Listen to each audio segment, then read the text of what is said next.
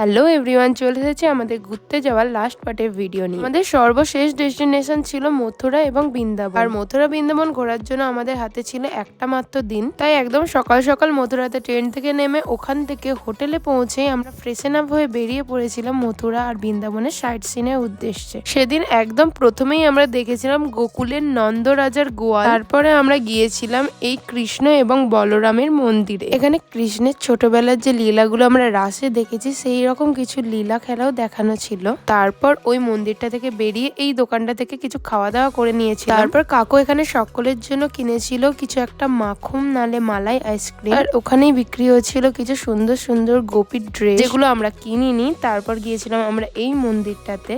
এখানে ছিল এই জিনিসটা, এটা হচ্ছে সোনার তাল গাছ, যার পাতাগুলো সব ঝরে পড়ে গেছে। সোনার তাল গাছ বলে, কিন্তু এটা আসলে আমাদের সোনা বলে মনে হয়নি, পিতলের মতো লাগছে। তারপর ওই মন্দিরটাতে আমরা বেশ কিছুক্ষণ ছিলাম আর দেখেছিলাম এরকম এখানকার সব লোকজন মিলে ঠাকুরকে নিয়ে মন্দির ভ্রমণে বেরিয়েছিল। তার মধ্যে ছিল মন্দিরের পুরোহিতরাও। তারপর আমরা সেদিন সর্বশেষ যে মন্দিরটায় গিয়েছিলাম সেটা হচ্ছে প্রেম মন্দির, যেটা আমার সব থেকে বেশি সুন্দর লেগেছে। এত সুন্দর লাইটিং করা ছিল যে আমার মানে চোখ সরছিলই না। প্রত্যেকটা জিনিস এত সুন্দর করে করা ছিল। রাসে যে জিনিসগুলো দেখি এগুলো সমস্ত এখানে বড় বড় মূর্তি বানানো আছে। তারপর এই মন্দির থেকে বেরিয়ে খেয়েছিলাম ভেজ মোমো। হোটেলে ফিরে খাওয়া দাওয়া করে ঘুমিয়ে পড়েছিলাম। সকালেই ছিল আমাদের ট্রেন। আজকের মতো এতটাই, বাকিটা আসছে নেক্সট পার্টে। বাই।